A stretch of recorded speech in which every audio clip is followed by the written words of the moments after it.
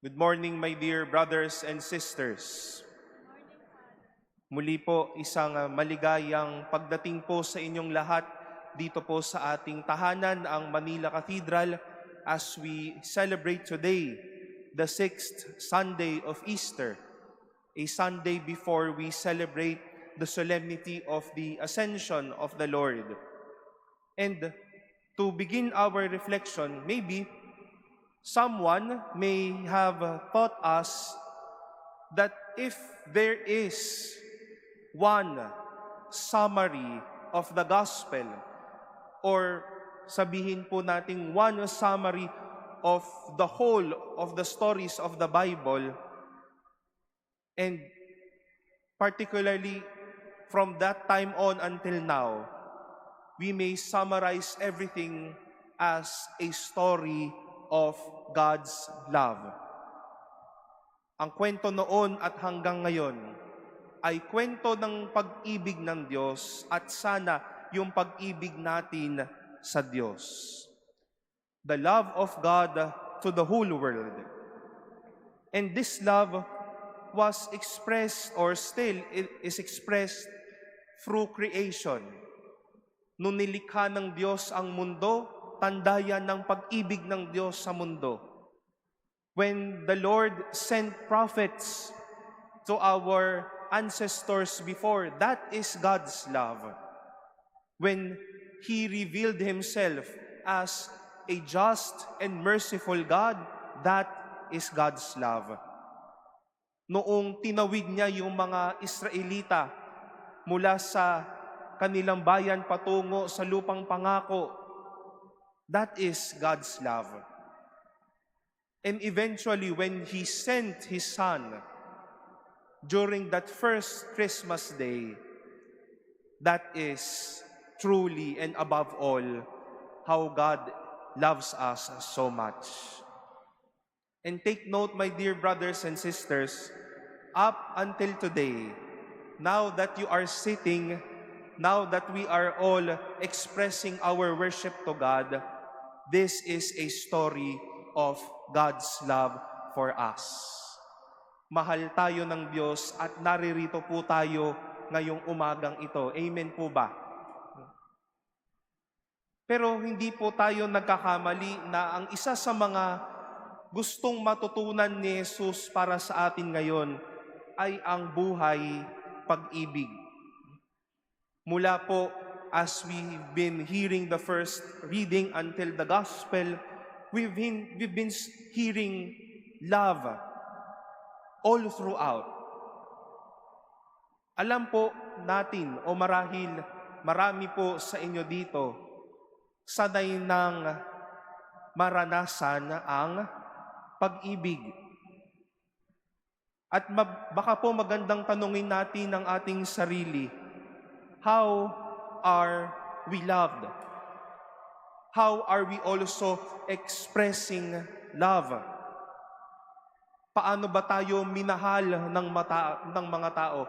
Paano ba tayo minahal ng Diyos? And some may also answer me by saying, Father, minamahal po ako, I feel that I am loved when he or she gives something to me. Father, minamahal po ako kapag sinisecure niya po ako araw-araw. Father, minamahal po ako kapag nagpapakabait po siya sa akin. No? Nararamdaman ko pong mahal niya ako kapag buong-buo yung respeto niya sa akin, sa pamilya ko, sa pinanggagalingan at nararanasan ko ngayon. And a while ago, my dear brothers and sisters, nagsabi po tayo ng ilang mga karanasan o pamamaraan ng Diyos, papaano niya tayo minamahal. At minahal tayo ng Diyos sa mga bagay na ito. Pero lahat po iyan ay totoo. Pero paano ba talaga tayo minahal ng Diyos? Kapag ang Diyos nagmahal, hindi lang nagpapakilig, kundi handang mag-alay ng buhay. A love ready to lay down something for a beloved someone. And this is the love we all celebrate since then up until now. The love of Jesus that is ready to lay down one's life for one's friends. At ang pag-ibig na ito na sinasabi nga ni Jesus, ito pa yung pinakadakilang pag-ibig. Hindi pa man po Mother's Day or Father's Day, kung ako po ay tatanungin lang, kung ano po yung karanasan ko ng pag-ibig na handang mag-alay para sa iba, I would readily remember my parents. Si Daddy po, para lang po matustos kami nung mga maliliit pa kaming bata, and take note hanggang ngayon, no? Wala na po siyang pinag-aaral, no? Would spend night shift for work just for us. Nung pandemya naman po, he can resign from work because of the risk. But he went on and gave his life for us. And take note po, ang trabaho po ng tatay ko, hindi po basta-basta lamang din. No? Sa opisina po siya ng punerarya at isa po siya sa mga kumakausap sa mga tao kapag kami mga namamatayan. In a way, frontliner po siya noong mga panahon na iyon. Na-COVID pa po ang tatay ko, but he still pursued and continued to work, ready to lay down his life for us, his family, and maybe for those he is also serving. Si Mami po, Mami graduated with a very fine course. Magaganda po yung mga napasukan niyang trabaho. Pero ang hindi ko po makakalimutang kwento ng nanay ko, hindi man niya po ito nasabi sa amin, pero sa mga kaibigan niya, sinabi daw niya po sa kanyang sarili, kapag ako nagkaanak na, bibitawan ko na yung karir ko para mag-focus na ako sa pamilya ko at sa magiging mga anak ko. Mommy worked for Shell. My mother also worked for Malacanang. Hindi mga pipitsuging mga trabaho. Baka po pag nagpatuloy pa ang nanay ko, siguro ang yaman ho namin ngayon. But she laid down his life for us. She gave up those beautiful, should-be experiences for her, just to love us, her husband, and us, her children. Ito po yung pag-ibig sa buhay ko na talaga naman na hindi lang nagbigay ng oras, kung hindi nag-alay ng buhay. Yung pag-ibig na handang bumitaw, yung pag-ibig na handang magbuwis ng buhay. My dear brothers and sisters, I hope this is the love that we all share and hopefully give to others. Sa mga nakaating po ng Easter Vigil dito po sa atin or sa inyo pong mga communities last March 30, right after we all entered the church and filled the whole church with light, a priest or a minister sang the Easter proclamation or the Exsultet. And there is one heavy line and yet a very significant line that I would like you to take note. At sinabi po doon sa kanta ang salitang ito, just to ransom a slave, you gave away your son.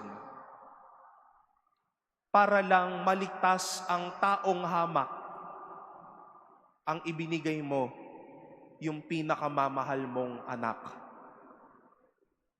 Ganyan po tayo kamahal ng Diyos. This is how God loves each and every one of us.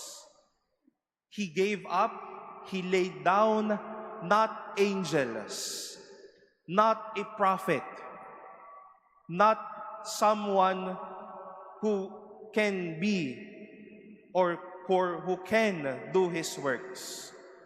But He laid down, He gave up, He offered His Son.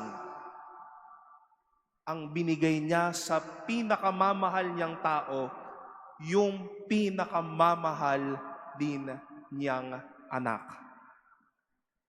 Dahil ganun po ang nagmamahal.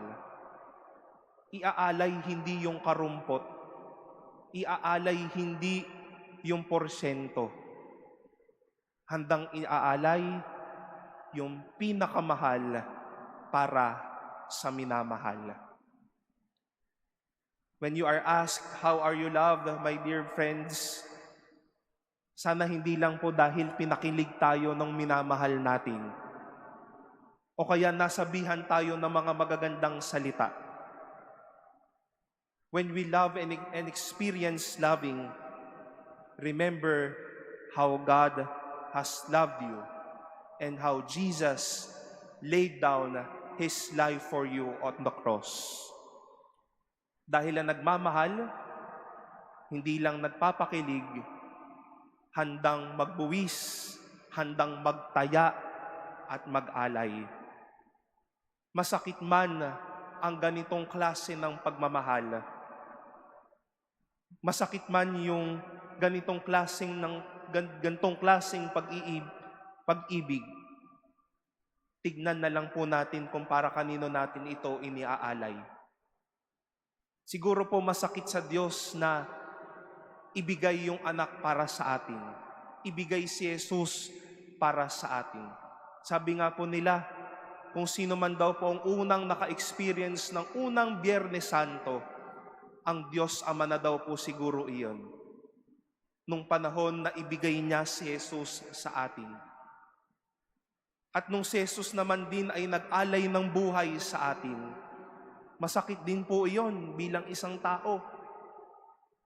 Pero ang nasa isip na nagmamahal at nasa puso na nagmamahal, wala ang sakit kapag ibinibigay ang pinakamahal para sa katulad po nating mga minamahal ng Diyos.